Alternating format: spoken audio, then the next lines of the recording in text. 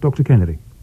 I mean, as I say, I think the issue is, if you're looking at a fatality rate of 6 fatalities per 1,000, when you go into something like a 3-day meeting, such as the Cheltenham Festival or the Grand National, we can statistically predict that we will be carting away around 3 dead horses each time we run this race, and that level of risk is morally repugnant. And Dominic Prince, you don't think that's morally repugnant? No, I don't. I mean, hold on. It wasn't so long ago, 3-4 years ago, there were 13 fatalities at Cheltenham.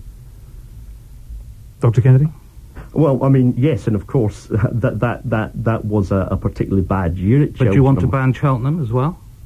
I think we need to look at jump racing in general and look at the level of risk. If you look at hurdling, which is obviously what takes place at Cheltenham, you're looking at a risk level of 4 fatalities.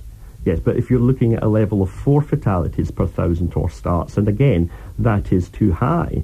If you look at Cheltenham, again, a 3-day festival, over 500 horse starts, with this level of risk, we can anticipate and expect carting away 3 dead horses, which isn't appropriate. And obviously you get statistical blips, as it would be, where you had 13 one year, less the following year. But these statistics come from studies by the University of Liverpool and from the British Horse Racing Authority themselves. Right. And the level of risk is too high. Well, look, I'm grateful to you both. We'll hear what our listeners think about all of this. Dr. Mark Kennedy and Dominic Prince.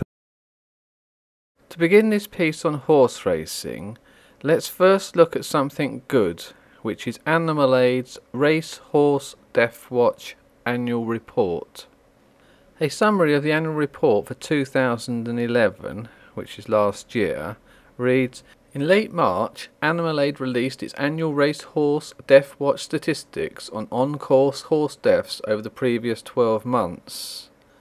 Ours, that's Animal Aid of course, is the only publicly available source of information on the issue, but it remains an imperfect account, compiled from a combination of tip-offs, scrutinising the racing results, and a lot of other persistent research. One industry insider has indicated that our tally is about 30% short of the true figure. The industry itself, fronted by the British Horse Racing Authority, BHA for short, refuses to publish meaningful data on fatalities.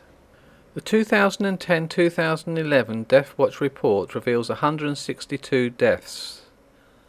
Cheltenham tops the list with 13 fatalities.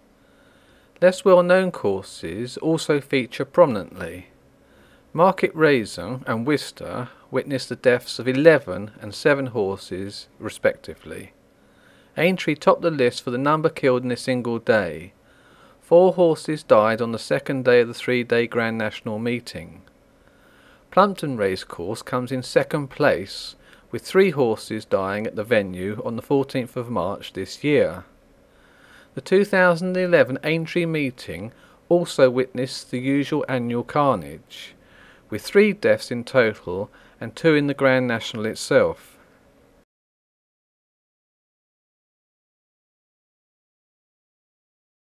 That takes us to our racing tips for today. From the meeting at Wincanton in the 2:10, we go for number 5, Magot de Grugy. And from the meeting at Market Raisin, 2:25, number 5, Night in Milan. Here are the racing selections. One for Exeter at 1:30. It's number 8, Tarantino. Sandown at 2:30. Try number 3, Royal Charm. Racing tips then for you, both from the meeting at Plumpton, 1:40, number 4, Cinderella Rose. And in the 3:10, number 1, It's a Classic. Here are the racing selections. They run at Lingfield at 2:10. It's number 7, Ripotta. And then at Leicester, 3 o'clock, number 6, Christopher Wren. Gary, thank you very much. Racing selections. One for you, Toxeter, at 20:2. It's number 3, Don't Tell Sailor. And at Hereford, 10 minutes to 3. Try number 3, Bradford Boris. Gary, thank you very much. What about the racing? Well, tips run at Ludlow, 1:30. Number 7, it's a horse called 45. 4 o'clock, number 1, Bold Henry. Yesterday we had 2 winners, including one at 12-1, which is good news. The day before the selection got back so late it had to tiptoe into the yard. Gary, thank you very much. Racing tips, both from the meeting at Cheltenham, 1:20, number 3, Dave's Dream. And in the 2:30, also number 3, McDermott. Rob, thanks very much. And so to our racing tips for today. Fakenham 1 o'clock, number 3 Jimbill, and from the meeting at Wolverhampton in the 2:15 we select number 9 Just Call Me Handsome. Selections for Catterick, 12:20, number 16 Sam Be Lucky, and at 10 minutes to 3 it's number 5 Surf and Turf. Let's end with our racing selections for Lingfield at 12:30 it's number 8 The Witch Doctor, and then at Kempton Park at 10 minutes to 6 try number 3 Rosewood Lad. Thanks, Gary. The only turf race meeting still on at the moment in the UK is at Fosslas, but it's subject, I should warn you, to a 9 o'clock inspection this morning. Our tips are from the all-weather tracks at Wolverhampton first, 3:45, number 4, Thundering Home, and the meeting at Lingfield in the 3 o'clock, we select number 2, Loch and Tanks. Racing tips, Bangor 3:40, number 6, Toot Street, Lingfield 3:25, number 5, Nova Bridge. This afternoon's race meeting at Catterick has been abandoned because of a frozen track, so our tips are from the day's all-weather tracks. That to be on the safe side, of course. The first from the meeting at Lingfield, 1:55, number 3, Rose Aurora. Wolverhampton 2:10, number 1, Piper's Piping. Racing, if you're going to Folkestone, wait a bit. They're inspecting the course just about now. Selections for Southall, 1:40, number 10, Tackerjaw. 3 try number 2 Categorical. 4 great days of racing get underway this afternoon at Cheltenham. The feature race is the Champion Hurdle. It's one of 7 races waiting at the course. Our correspondent Cornelius Lysett. Cornelius, good morning to you. Good morning, Gary. Morning. Set the early morning scene. How does the first day of Cheltenham look for this great festival? Well, it would be absolutely lovely to tell you that the sun is rising over the Cotswolds. The place is absolutely glowing, but I think if we were north of the border we'd be saying it's dreek. It's a very misty, rather murky morning, but the forecasters insist it will improve. The going is good. It's good to soft in places, good to firm on the cross-country course. And good news is that Corto Star will run in the Gold Cup. That's the big story there. Had he not been fit, it would have been a massive blow for Cheltenham, wouldn't it? It would. Well, whatever the event you're staging, Gary, you want all the big players, don't you, if you possibly can have them. And the absence of any top horse, top jockey, top stable, whatever, from a big event like this would have been a blow. And Corto Star has become the nation's favourite racehorse. There have been more bulletins on his well-being over the last 10 days since he had a fall on the at the stable where he's trained by Paul Nicholls. There have been more bulletins than him, and than if he was a world leader with a heavy cold, really. It was important for the race that he was here. It was important for the festival he's here, and he will be running in the Gold Cup on Friday for the 6th time, trying to win it for a 3rd time. Now, today's big race is the Champion Hurdle. Our official today tip You've is got the tips ready. Hurricane Fly. There's a lovely, I don't know whether you've got the Times, there's a lovely picture of Hurricane Fly, a silhouette on the back page of the Times this morning. His chances? Well, it's good to know that today's programme is being as bold as ever with the odds-on favourite, tipping up Hurricane Fly. Hurricane Fly is the reigning champion hurdler. He won it in good style last year. His principal opponent would appear to be Binocular, a former champion, and also Zarkanda. But Hurricane Fly is unbeaten in over 2 years now, and he should get the first day off to a good start for the large Irish contingent here, trained by Willie Mullins, who'll have a lot of runners over the week, ridden by Corto Star's jockey Ruby Walsh. And just what's the other one? Yes, what's the other one? Well, our other one's Hunt Ball at 5:15. Oh, well, but you needn't necessarily go along with us for that. No, I'm with you on that. I think Hunt Ball, he's the most improved horse in steeplechasing at the moment, and he can notch up another good success today, definitely. Cornelius Lysett, thank you. Full coverage on 5 Live. Just to recap the selections: Hurricane Fly at 3:20, Hunt Ball at 5:15. Thank you very much, Gary. Racing, 5 Live's entertaining coverage from the Cheltenham Festival on the air this afternoon. Queen Mother Champion Chase at 3:20 is the feature race, with Sizing Europe hoping to defend his crown. Here's Cornelius Lysett. Sizing Europe, winner of the 2-mile Queen Mother Champion Chase last year and of the festival's Arkle Chase in 2010, comes to Cheltenham from County Waterford, Ireland, where he's trained by Henry de Bromhead off the back of 2 good successes, notably when last travelling to Britain for the prestigious Tingle Creek Chase at Sandown in December. Old rival Big Zeb, a former winner of this and runner-up 12 months ago, and more especially Finian's Rainbow, are billed as the biggest rivals to Sizing Europe, as he seeks to become the first reigning festival champion to successfully defend his title this year, after Hurricane Fly finished 3rd behind Rock on Ruby in yesterday's Champion Hurdle. Our 2 horses at Cheltenham run at 2:05. It's number 15, Simon Sig, and then at 20-5, try number 13, Vendor. Thank you, Gary. It's the 3rd day of the Cheltenham Festival, where the feature race is the World Hurdle at 3:20. Big Bucks, the favourite, but up against Oscar Whiskey, trained by the informed Nicky Henderson. Here's correspondent Cornelius Lysett. Nicky Henderson's 4 winners yesterday, including Finian's Rainbow in the Queen Mother Champion Chase, +1 on Tuesday, not only saw him gallop past the record for training Cheltenham Festival winners, he's now on 44, but also put a severe dent in the lead held by 6 times champion Paul Nicholls in the prize money judged Trainers' Championship for the whole season that ends late next month. And today's feature race, the World Hurdle, sees Henderson and Nicholls in direct competition, with the Henderson-trained Oscar Whiskey, the mount of Barry Geraghty, attempting to unseat 3-time winner Big Bucks, whose record makes him red-hot favourite. Our tips for Cheltenham at 1:30. It's number 3 Crystal Bonus, 240. Number 4 Great Endeavour, a win for Finian's Rainbow yesterday. I wonder how things are in Glockamora this morning.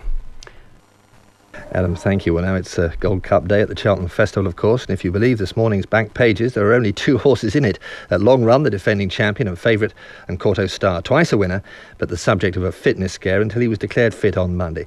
The Cheltenham Managing Director, Edward Gillespie, is on the line from the course. Good morning to you. You must be a relieved man, I guess, that Corto is taking part. Yes, it's always anxious when you have a build-up like we've had this year, and I think that certainly the racing nation was holding its breath for daily, if not hourly, updates from Ditchit, where this great horse is trained by Paul Nicholls, and it is extraordinary that trainer has been able to get this horse in such great condition year after year, and he does come here as the absolute focus on this wonderful occasion. You must be relieved too, I guess, that after 5 fatalities on the 2 opening days, all the horses returned uninjured yesterday. Very, very pleased, because certainly it is a very difficult aspect of our sport, and yesterday felt much more positive, and it is very traumatic, I can assure you, for us involved in the sport to end days like we did on Tuesday and Wednesday, and so downcast and frustrated that everything that veterinary science does and advances, we still have these difficult days. But yesterday was wonderful, and today is, we're feeling. I was lying awake 4 o'clock in the morning thinking exactly the same thoughts I did nearly 50 years ago when Arkle was about to run against Millhouse. Well, now, just another thought about safety. We know we're expecting drought conditions in the south of England. Do they have safety implications, these conditions? They're worrying racing generally. Racecourses are very good in harvesting their water. We here have a reservoir which takes the water all off this side of the Cotswolds and, in fact, off the roofs of the building and all that. So we recycle building, as do many racecourses. But I think looking forward to the summer, it is certainly of concern, because getting the ground right and indeed getting the grass growing properly in advance of race meetings. And I know already racing is doing all it possibly can. And indeed, times might come where race meetings need to be reshuffled to 1 or 2 other places should the conditions not be right, because getting those grass and ground conditions is 100% priority for our sport. Reshuffled? I mean, that sounds like cancellations, in another word, to me. I think what's great about racing now, it is the flexibility. Things happen in the winter when meetings are lost through frost or snow, and things do change. But there are criteria and protocols in place where race meetings are not allowed to take place if the conditions are correct, and I'm sure the authorities will be keeping an eye and also making sure that the limited water resources are well used. Edward Gillespie, thank you very much indeed for joining us. Well, we can't promise you the £1 million that a stable lad won yesterday on a £50 5-horse accumulator, but here are the tips nevertheless. 240, number 4 Boston Bob, and in the 320 the Gold Cup we go for number 7 Long Run. Rob, thank you very much. That's a good story. That's a lot of money, yeah. Racing, and at the Cheltenham Festival, the 8-to-1 shot Synchronised, ridden by Tony McCoy, won the Gold Cup.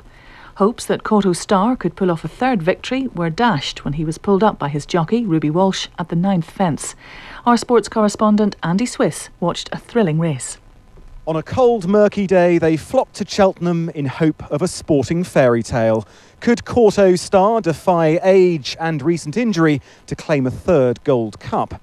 But the sentimental favourite never looked comfortable, and before halfway, he was pulled up by his jockey Ruby Walsh to a wave of sympathetic applause.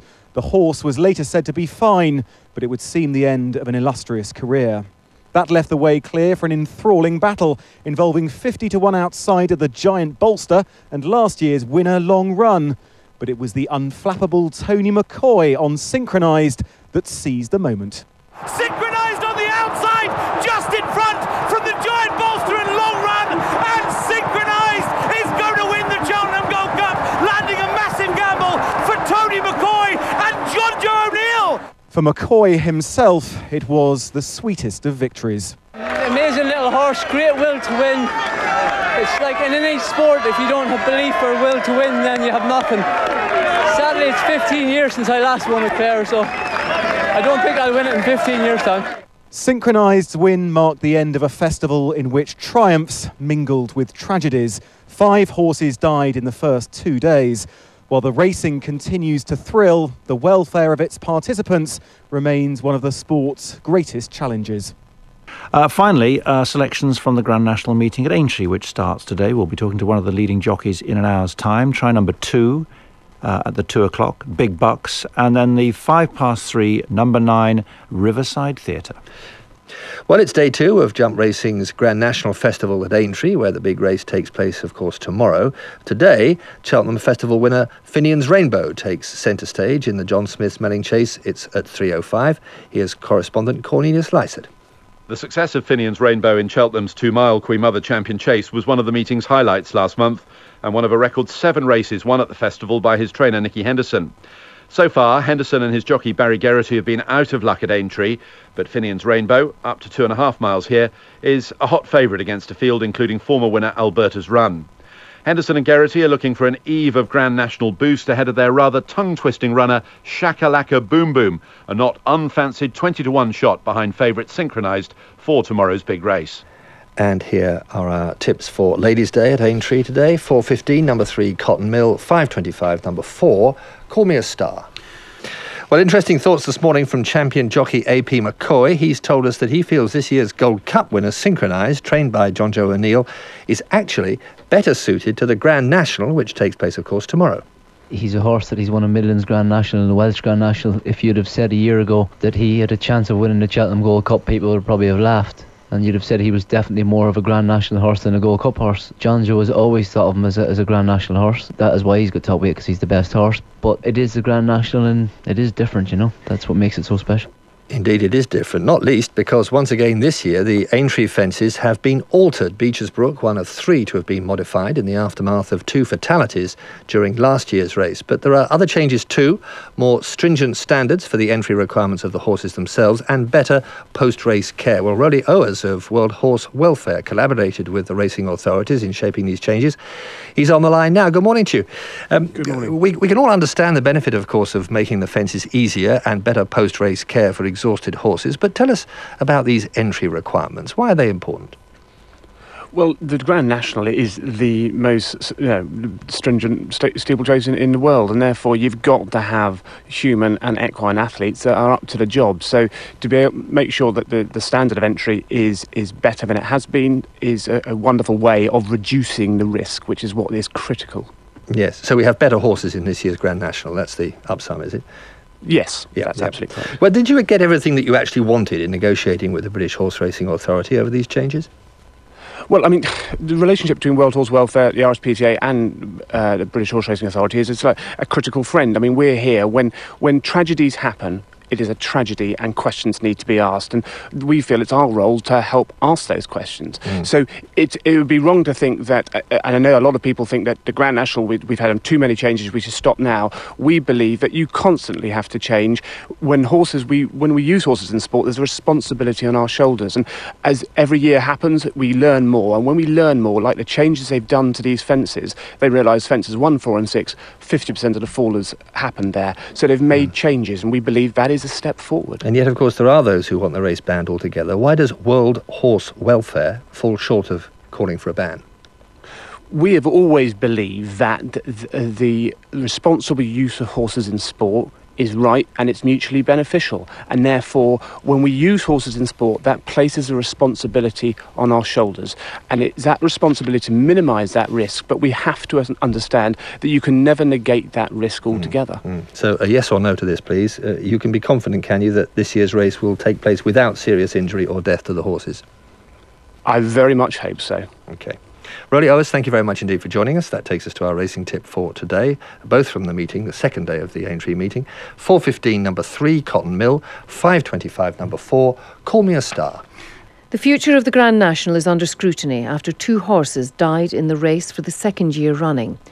The Cheltenham Gold Cup winners, Synchronised, and according to Pete, were both put down after suffering leg injuries. The RSPCA says the existing course is unacceptable. It's calling for further modifications to be made to make the race safer. It's 11 minutes past 9. The RSPCA says too many horses are running the Grand National. They're running over the wrong kind of jumps, and it wants a raft of changes to the event. 2 horses died, including Synchronised, one of the best-known racehorses in the country. Even before the start, the horse had thrown his champion jockey, A.P. McCoy.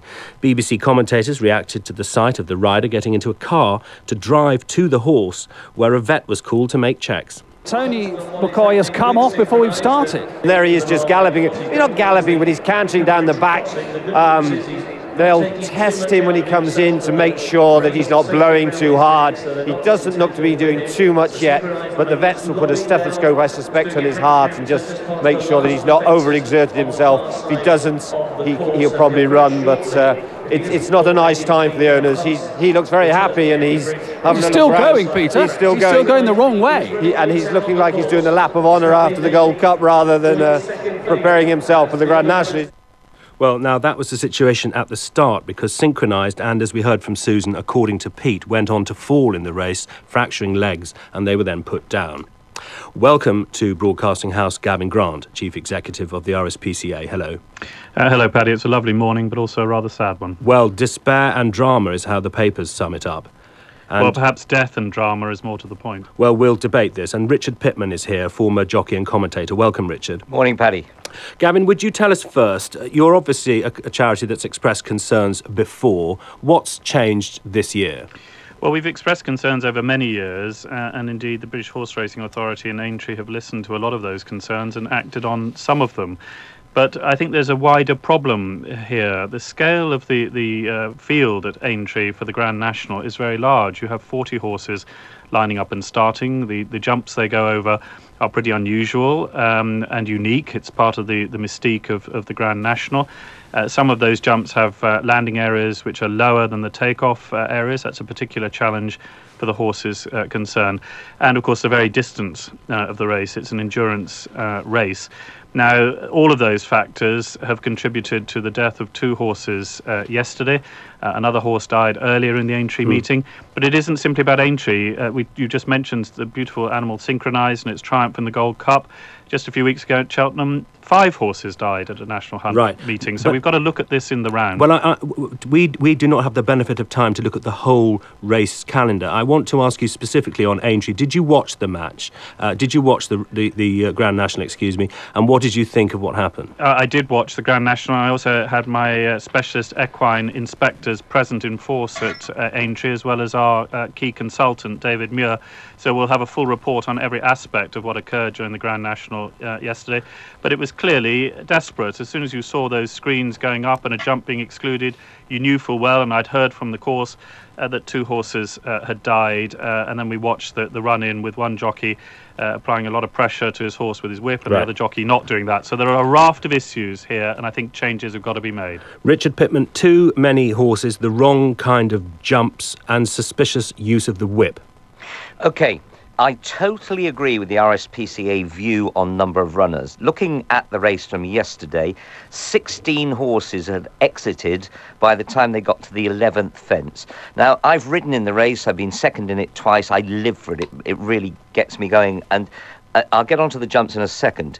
But I really believe now that if we halve the field, or not quite halved, I think 25 runners, it is a big, wide space, would help a lot, because no end of these horses were brought down. And ironically, Synchronised, when he fell at Beecher's Brook, that's not where his injury happened. He galloped on and went at the canal turn again. He fell when he was loose. But on that occasion, Black Appalachie, Tatnan, Organised Confusion, Killiglen, because I couldn't see, all went. So his accident was rather a freak one, which could be watered down with less runners. But the RSPCA also wants changes to the jumps. Yes, but this is my view. Those jumps, yes, they are different to the normal. But if there were less horses, then you could attack those jumps with a lot more sighting. loose horses would not be on the floor to bring you down, and that's what happened to Poor, according to Pete. On his own fell, and according to Pete, had nowhere to go and broke his leg. Can I ask you just to take a breath? I mean, I know how passionate you are about the sport, but just go back to the start. What other event in the world would be delayed by the non-arrival of the favourite?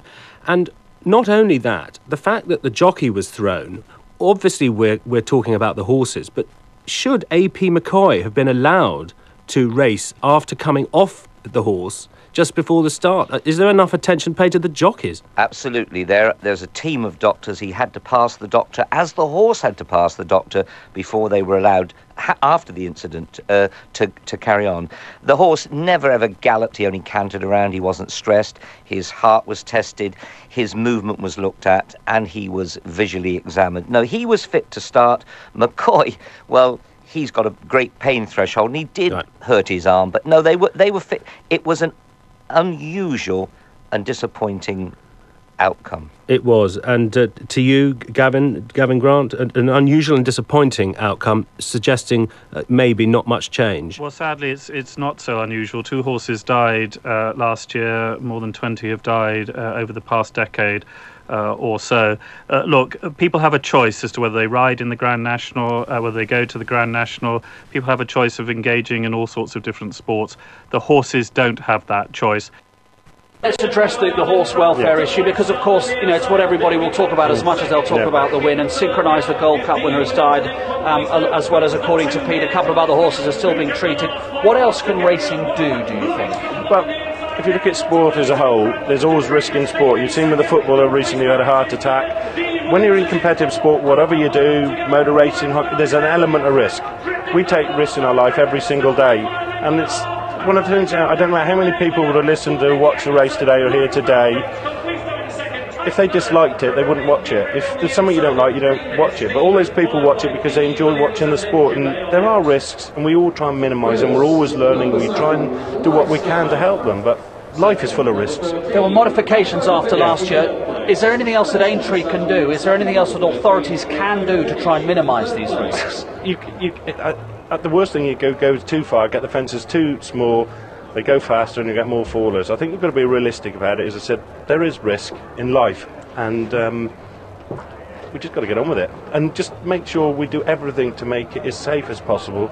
You can't make things 100% safe in anything you do in life, but just be sensible. But do you fear, Paul, that after what happened last year and this year, that if it carried on happening, that the future of the Grand National itself could be in doubt because of the weight of pressure that would be brought upon authorities if this happens too regularly? As I said earlier, for all those millions of people who watched it today and were here today, do you really think they want the race to be finished? No.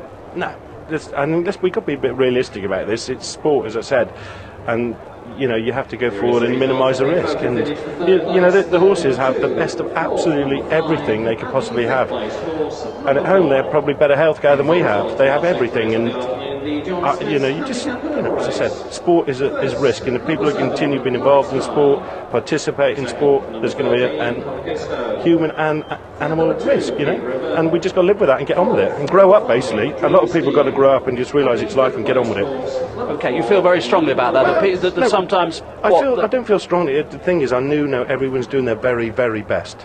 No stone is left unturned to make sure everything possible. As I said, whatever you do in life, there is risk, and you have to get on with it.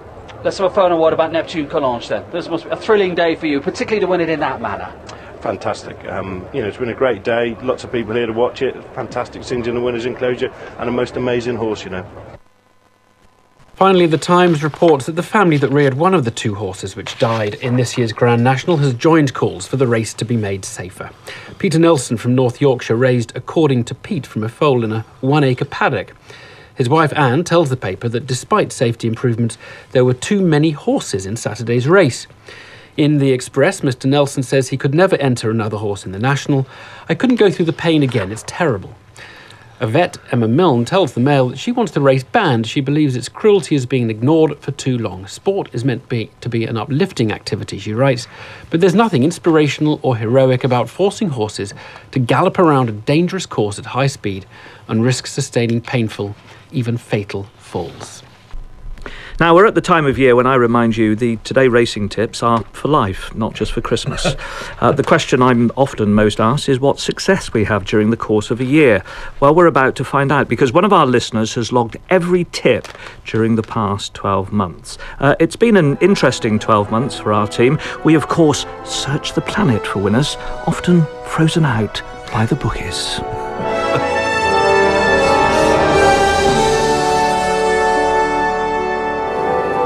Three young cubs. Here's Gary Richardson with the sport. Jonathan Ledger. Rob Bonnet. They have much to learn. That's the Today tip, Carlton House. Straight into the line, and it's tight! Pour moi! These gamblers have lost. 9 out of 10 end in failure. Our tips have been hopeless so far. No change this time. Number 5, then Majestic Concord, and number 24, State of Play, both at Aintree, Grand National. Weeks can go by like this. But there is a danger here. An outsider is arriving.